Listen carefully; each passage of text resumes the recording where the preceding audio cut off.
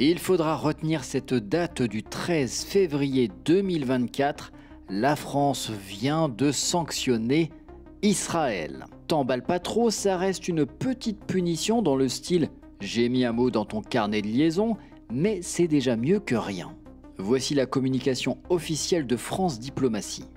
La France adopte des sanctions à l'encontre de colons israéliens extrémistes qui se sont rendus coupables de violences contre des civils palestiniens en Cisjordanie.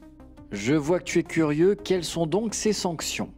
28 individus sont visés par une interdiction administrative du territoire français. En gros, ils n'ont pas le droit de venir en France. C'est vrai que s'ils sont franco-israéliens, bon, ils sont dans la merde. Si par contre ils avaient aucune intention de venir en France, ils s'en foutent royalement. Je vous laisserai faire pause si vous voulez lire le communiqué dans son intégralité. Ce qui est intéressant et nouveau, ce sont les deux dernières phrases. La France est également favorable à l'adoption de sanctions au niveau européen à l'encontre de ces colons violents. Nous travaillons à cet égard avec nos partenaires européens. La colonisation est illégale en droit international et doit cesser. Sa poursuite est incompatible avec la création d'un État palestinien viable qui est la seule solution pour qu'Israéliens et Palestiniens puissent vivre côte à côte en paix et en sécurité.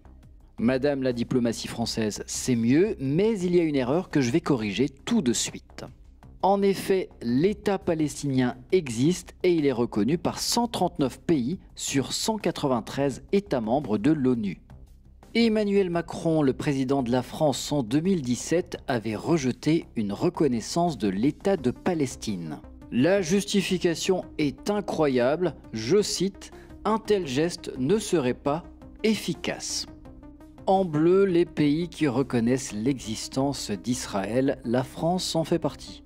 Est-ce que c'est efficace, Emmanuel Macron ?